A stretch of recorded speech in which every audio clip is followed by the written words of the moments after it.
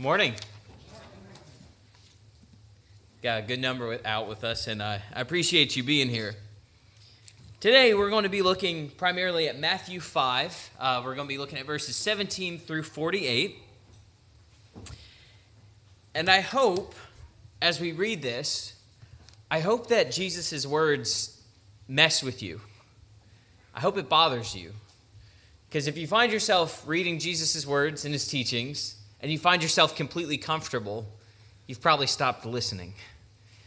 Because no matter where you are with Jesus, maybe you're a new Christian, maybe you've walked with Christ for many years, and maybe you're not sure where you stand with Jesus. No matter what position you're in, I hope that Jesus' words affect you and deeply move you. But before we look at that, I want to ask you a question. Are you a good person? And we're very familiar with this question. Perhaps you've asked yourself this question. I'm sure you've said or you've heard people say, oh, yeah, I'm a good person. I think I'm a good person. And if you ask them to say, why? What makes you a good person? What do they usually jump to? Or what have you jumped to in the past or even now? Usually you look at external behavior. Well, I go to work on time. I love my kids. I love my spouse, right? You look at all the things you do and you don't do, much like the Pharisees' prayer that we looked at last week. And I'm here to tell you that that line of thinking isn't anything new. In fact, it's pretty intrinsic to our humanness. That's how we tend to behave. This line of thinking in Jesus' day existed, but his audience had a different metric for what they used to consider or to find out if they were good or not, if they were spiritually healthy or not. And that was Torah, or the law. They look at, okay, how well have I followed Torah? And that's how good I am. If I've kept Torah, then I'm a good person. If I haven't, then I am a bad person. So you may wonder, what is Torah? Well, Torah or law simply means instruction, guidance, or teaching, or they called it the divine words. And the word Torah in Jesus' day, it's not talking about like the law like in Western court cases or anything like that. That's not the picture that's going on. In Jesus' day, Torah stood in for the 10 Commandments, 603 other commandments in Torah, Israel's story, all the way from Adam to Abraham and all the lineage and the tribes of Israel. Torah, in other words, is the story and the conditions of Israel's relationship with God. It's a chronicle of covenant. It is narrative. It's not just there as laws, that's part of it, but it's also there to tell the story of Israel and the relationship with Yahweh. So for Jesus' audience, goodness was measurable obedience to Torah. That's how you knew if you were good or not. How are you keeping in covenant with God? But there was a problem. There's a problem with the law. There's a problem with Torah. And the problem wasn't with the law itself. Rather, it was a problem with humans. There's a problem with our ability as humanity to keep it. And it's kind of tragically poetic that when Moses receives the law, remember where he is. He's up on Mount Sinai, right? And he receives this divine law from God, and it's written on stone tablets. Remember that? That's where we have the 10 Commandments. And then the whole scene gets interrupted. It's like the glory of God is there, and Moses is amazed, and he's communing with God and speaking with God, and God writes these laws on these stone tablets. And then God's like, hey, they're already breaking the commandments. And so Moses comes down the mountain. You remember what he does? He smashes the stone tablets. In other words, what does he do? He breaks the laws. Literally, he breaks the laws. Because what is Israel doing? They are breaking the law. And so there's this beautiful symbology going on there. Tragic, yes. But does it get much better after that event? Are they like, oh, okay, all right, never again. Whew, we messed up real bad. We're not doing that again. No. The Torah continues to chronicle over 600 years of disobedience of God's people in their relationship with Yahweh. In other words, it all goes downhill. Get it, Moses going down the hill, a little pun there. It all goes downhill and continues to do so. So the question remains, in other words, are you a good person? Well, the only way to know that is how well you observe the Torah, but what's the problem? No one can keep the Torah perfectly.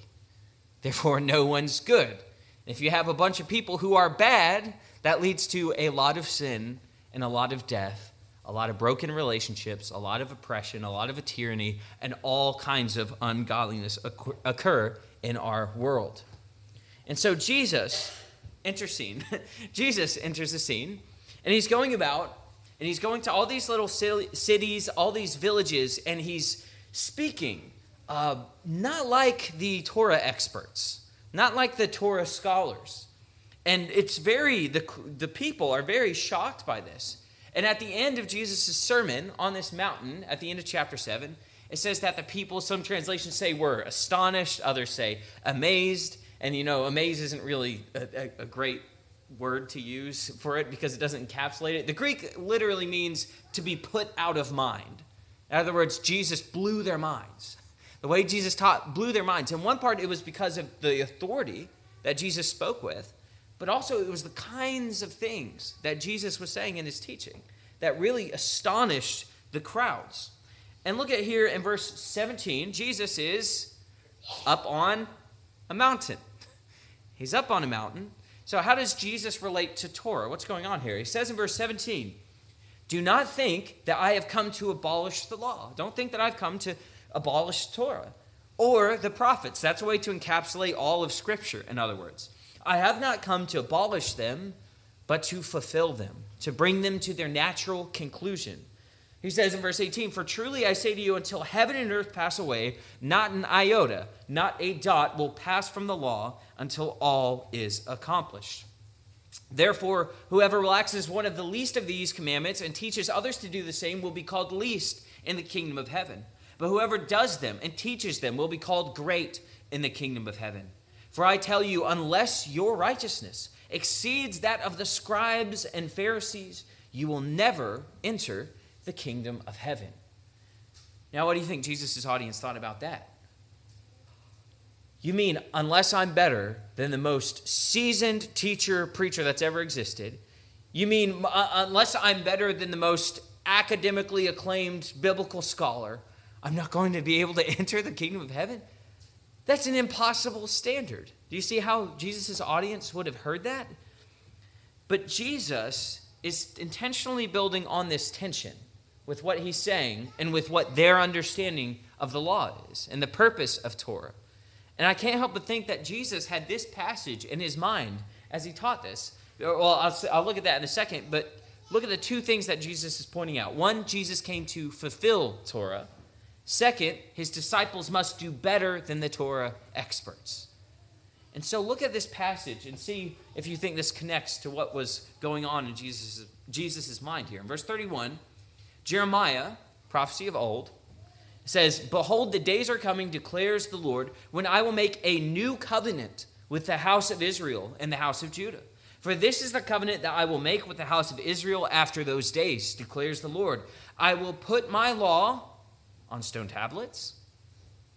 No, look at where he says, I will put my law within them, and I will write it on their hearts, and I will be their God, and they shall be my people. So Jesus is saying, I'm here to fulfill, in part, this prophecy. Jesus is the institutor of this new covenant that Jeremiah prophesied about. Let me put it this way. Anyone know what this is? It's not a trick question. It's an iceberg, right? It's an iceberg. And here's a picture where you can see what's actually underneath the water. Now, if you're just going by on a boat or whatever, are you going to see that mountain at the bottom of that iceberg? No, you just see the top of it. And that's all you see. Humans, in many ways, are a lot like icebergs. We say things, we think things, we do things, and it's all visible. It's all on the surface, and that's all you can see. And sometimes that's all we're even aware of in ourselves. But behind all of our external behaviors, behind all of our thoughts, the way we think, how we think about them, the way we speak, our attitudes, behind all of those things, there's a mountain. There's a mountain that motivates us and is the reason for the way we act and respond to things. And that mountain, part of it's childhood, how we were raised, part of it's the culture we grew up in, genetics, trauma. There's all sorts, and good psychologists know this, and Jesus also knew this because he knew humans better than humans do. And he knows that there's a whole world underneath of our external behaviors that is the reason for the way we act the way we do. And merely addressing the visible behavior does nothing to address the underlying issue. It does nothing to address that mountain that is the motivator for the way we act. Torah was a law written on stone that addresses visible behaviors. And Jeremiah is prophesied of a new covenant where God would give his people a law that resided in that mountain, that attacked the very heart, the underlying issue, and would transform the heart. The Torah was like teaching a child not to hit their sibling, right? You know, when they're a little kid, you have to say, hey, don't punch your brother, right? Now, if your son's like 20 and you still have to say, hey, don't punch your friends, you did something wrong, right? Because for a time, just saying, hey, stove hot, don't touch, right? That works pretty good. But if you're still having to say that to a 26-year-old, my wife has to say that to me sometimes, like, that's hot, why are you doing that? I'm like, I don't know. But there's a problem, right? Because there's a certain basic level command is expedient. It works for the time. But as you mature, you hope that what? Your child matures and understands the reasoning, gains empathy, realize, hey, that hurts when I do that to people. I wouldn't want that to happen to me. That's not the right thing to do. And the Torah, the law, was kind of like those surface level commands that you tell a child, you know. Don't run out in the street unless I'm there. And then you don't have to tell them that because they're going to grow up. You teach them, and then they learn, hey, I don't want to get run over by a car, so you don't have to tell me that twice. I know that now because their hearts have changed. They've matured. Jesus is here to address that iceberg. Jesus came to fulfill what the law was pointing towards, right? Those commands that you give your little kids, it's pointing them to mature. You're pointing them to the direction where they make decisions on their own because they've matured. They've grown up. And that's what Jesus is doing. He's fulfilling the law. He's bringing it to its completion. He's maturing us with his commands. Jesus is going to, in this sermon here, in the Sermon on the Mount, in the section that I've put up here, is going to address 6 areas that Torah and the teachers of it, kind of a little bit of a mix, only scratch the surface of human behavior, and how he is going to attack the iceberg, how we can exceed the righteousness of the scribes and Pharisees by reaching that maturity. And the first one he attacks, that first underlying iceberg of our behaviors is murder. And he says, you know what's really the motivator for murder? It's anger. Look at verse 21. He says, you have heard that it was said to those of old, you shall not murder, and whoever murders will be liable to judgment. But I say to you that everyone who is angry with his brother will be liable to judgment. Whoever insults his brother will be liable to the council, and whoever says raka will be liable to the hell of fire. All right, you haven't murdered, Jesus says. Good job. I'm very proud of you. Have you been angry at anyone? Now, show of hands, who's called someone raka this week? No? Nobody? Okay. All right. Good. Well, there's a reason you haven't. That's because it's an ancient Aramaic insult. And the literal meaning of it is empty. Empty-headed. Empty-hearted. In other words, worthless. Now, why is Jesus connecting these two things? What does murder have to do with an insult of calling someone empty? Murder, in other words, Jesus says, is the tip of the iceberg. Underneath, the underlying issue is the devaluing of a human's existence, saying you're worthless, you're empty, you have no value to you. Jesus goes on to show how serious this is. Look at verse 23. So if you are offering your gift at the altar, Jesus says, let's imagine, for example, you're going to offer a gift at the altar, and there, remember that your brother has something against you. Leave your gift there before the altar and go. First, be reconciled to your brother, and then come and offer your gift. Come to terms quickly with your accuser while you are going with him to court, lest your accuser hand you over to the judge, and the judge to the guard, and you be put in prison. Truly, I say to you, you will never get out until you have paid the last penny. Jesus is so serious about making sure his disciples honor human beings' dignity that he says, if you aren't right with your brother, you're not right with God. Get right with your brother first, then get right with God. Is Jesus devaluing humans here, or is he elevating them? He's elevating our humanness by getting us to value the humanness in fellow human beings. I feel like I'm saying human a lot, but it's really important. That's kind of what this is all about. So you haven't murdered, but have you slipped out a you moron in traffic? I was backed up. Probably a lot of us have this week. I did yesterday, I'll admit it. I repented, but like it just pops out of us sometimes. Because that was a really dumb thing to do. So now I'm questioning your value as a human being. But it turns out if we are able to demean another human's value in our hearts, guess what that does? It gives us a license to treat them however we want, because they're not another human, you see. We've devalued them. We can gossip. We can engage in behavior, in character assassination. We can mistreat, even to the point of murder, when we fail to honor others' intrinsic value as image bearers of God. So Jesus says, okay, you didn't murder. Sweet. Have you been angry? Now again, I hope that bothers you a little bit. I hope that messes with you. I hope I need to work on that. Here's another area. Perhaps you dodged the bullet on that one. Well, here's another one. Jesus talks about adultery and lust. Look at verse 27. You have heard that it was said, you shall not commit adultery. But I say to you, everyone who looks at a woman with lustful intent has already committed adultery with her in his heart. If your right eye causes you to sin, tear it out and throw it away, for it is better that you lose one of your members than that your whole body be thrown into hell. And if your right hand causes you to sin, cut it off and throw it away, for it is better that you lose one of your members than that your whole body go into hell. All right, you haven't cheated on your spouse. Cool, great job. Have you played those movies in your mind about other people? Have you engaged in fantasizing about other people? Jesus is teaching us about the seriousness of this, about us not feeding on things that train us to objectify fellow human beings. It's turning them from image bearers into objects of our own sexual desire. And Jesus isn't just calling us to repress our desires. He's calling us to reshape them, to transform them. He's not just looking at the surface level behavior. He's addressing the iceberg. What's the underlying issue? It's how you view other human beings and how you objectify them or you honor their humanity. I remember David Thacker said this in a sermon one time about temptation. I think it really applies to this. He said, you can't help it if a bird lands on your head, but you can help if it builds a nest on it. Right? There's a difference. And there's the part that Jesus is concerned about. What are you feeding your heart?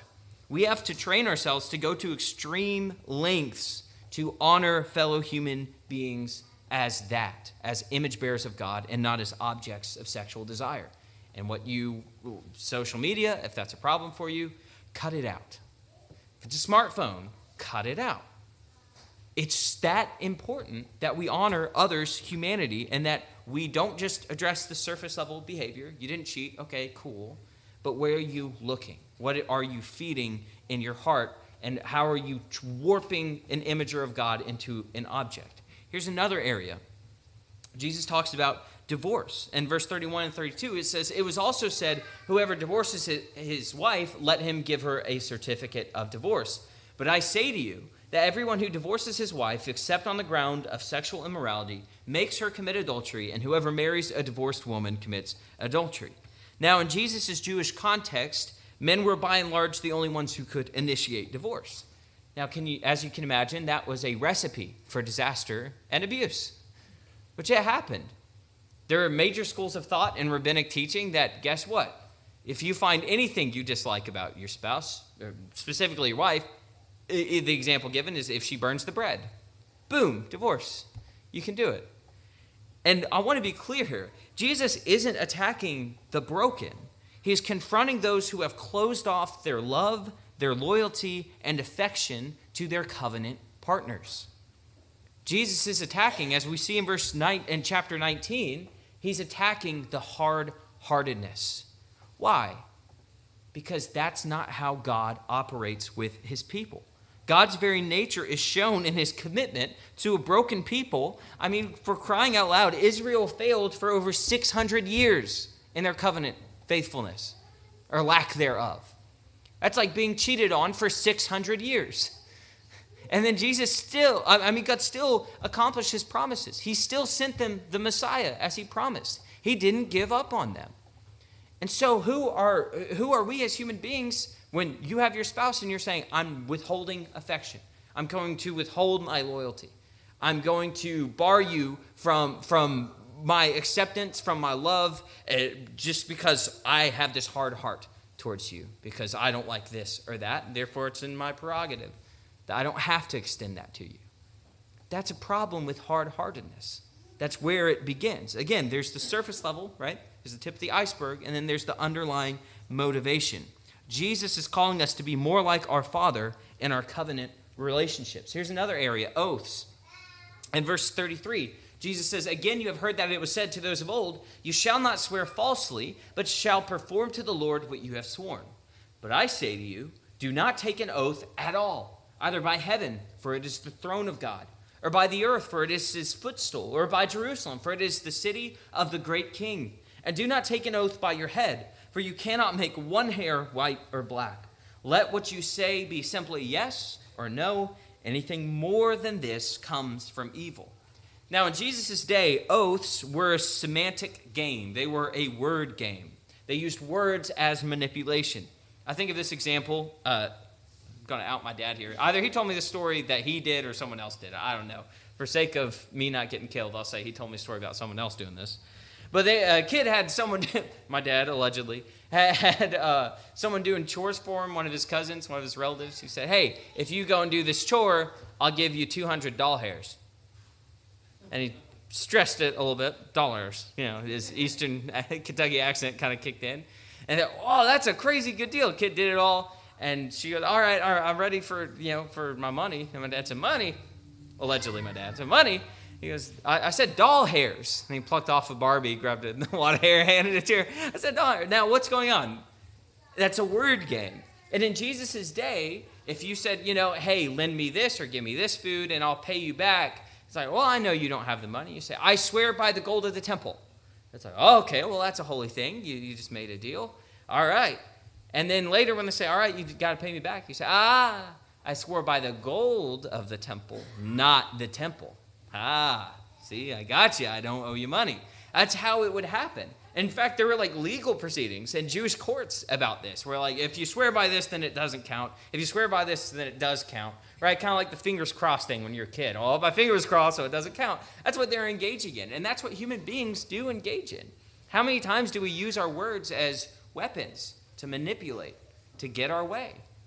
And Jesus is telling his people that in his kingdom, it's our character that holds weight. It's our yes and our no. It's not our pinky promises. Don't be engaging in that. Let your yes be yes and your no be no. As a side note, it's okay to say no. And clearly that's one of the acceptable responses that Jesus gives, so be wary of saying yes to everything. But there's this saying that one of my friends said over the phone, and I know it's an old expression, and I absolutely love it. If the good Lord's willing and the creek don't rise. I love that because it addresses, if God's willing and then some other imposing circumstance I have no control over, doesn't interfere, then I plan on doing that. I love that phrase, and I suggest we use it more, or at least carry the heart of that more, because it's so accurate. We have no control. We have no control. We can't even change our hair color without using chemicals, right? And we can't be like, oh, yeah, gray hair. I do want gray hair, so I'm like, girl, I got a couple, but I want more. But I can't control that. There's very little we have control over. So speak clearly, speak simply, and don't use your words to play word games or to manipulate or to get your way. Whisper here, whisper there. Be clear with your intentions and what you mean. Fifth. Way off. Fifth. Retaliation. Look at verse 38. It says, you have heard that it was said, an eye for an eye and a tooth for tooth. But I say to you, do not resist the one who is evil. But if anyone slaps you on the right cheek, turn to him the other also. And if anyone would sue you and take your tunic, let him have your cloak as well. And if anyone forces you to go 1 mile, go with him 2 miles. Give to the one who begs from you, and do not refuse the one who would borrow from you. I have used that passage on my dad as a teenager to ask for money, by the way, so don't be like me in that. Now, an eye for an eye sounds brutal, but Torah gave this law as a limitation to prevent escalation. In other words, what the law was doing, it was preventing you hit me, well, now I'm going to burn your crops down. Now your family's going to starve, right? That's unproportional, right? So it was a strive for an equal justice system. But that didn't address the iceberg underneath. Jesus says, become stronger than that. Don't let other people's behavior control yours. That's an empowering statement. Doesn't matter what you do. Doesn't matter how you treat me. You do not dictate how I respond. It's not being a doormat. It's about insisting on your humanity. Turn the other cheek. It shows the foolishness of aggression. And Roman slapping culture, it's actually a thing in the ancient Near East. There's slapping culture and etiquette for how you slap an inferior versus, I guess you shouldn't be slapping a superior. But there's a way you did it to show extra, right? You're beneath me. And turning the other cheek would force them to strike you as an equal. In other words, so what's that doing? Jesus is saying affirm your humanity. Show the foolishness of aggression. Jesus says give your cloak. In other words, you can take my stuff, but you don't own me. I'm an image bearer of God. Jesus says to go 2 miles if you're compelled to walk 1. And what does that mean? Jesus is saying you can't use me if I'm serving you. You can't enslave me if I am choosing to serve you of my own free will. It's reclaiming your humanity. Finally, enemies. Hardest thing on the list, I believe. Verse 43, you have heard that it was said, you shall love your neighbor and hate your enemy. But I say to you, love your enemies and pray for those who persecute you, so that you may be sons of your Father who is in heaven. For he makes his sun rise on the evil and on the good, and sends rain on the just and on the unjust. For if you love those who love you, what reward do you have? Do not even the tax collectors do the same? And if you greet only your brothers, what more are you doing than others? Do not even the Gentiles do the same? You, therefore, must be perfect, as your heavenly Father is perfect. Now, the love your friends and hate your enemies. The hate your enemies bit wasn't in Torah, right? You're not going to find that in the Old Testament. But it was in the air. It was part of the teaching around that by the teachers of Israel. And when we see this, I think most of us are still trying to learn how to love our family and friends well, right? That can be a struggle at times. It's like, I'm still working on that. And Jesus takes it straight to enemy love. And the word love, it's really a useless word in our culture, right? Like, I love Taco Bell. I love my wife. I love Led Zeppelin, right? I love God. And all those things are in completely different orders, right? It's God, my wife, Taco Bell, Led Zeppelin. All right, it's tough. I had to make some critical decisions there. But it's showing, it's this love, it's this agape love, this sacrificial love, where I'm going to work towards your benefit. I'm going to even take personal expense for your benefit, for your welfare. And Jesus is asking us, well, he's telling us, he's not asking us, to extend that same welfare, sacrificial welfare, to our enemies. And why? Why should we do that? Jesus says, look at nature. Look at the way the Father operates. He sends rain on both the good and the bad. Now, what does rain do? Well, it grew their crops. It gave them finances. It gave them money to be able to survive. So God really financially provides for even the wicked. Why? Because that's the nature of God. If God withheld his gifts from the wicked, the whole world would collapse. It wouldn't work. It wouldn't operate. Holiness is when we treat our political enemy, our church critic, our social opposite, as a human worth loving and sacrificing for. That's hard. I don't want to do that. That's difficult. And why should we do it? Because that's how our Heavenly Father operates. And if you want to be his child, like father, like son, you need to be like your Father who is in heaven. Jesus tells us that, I like this expression, I may be your enemy, but you aren't mine.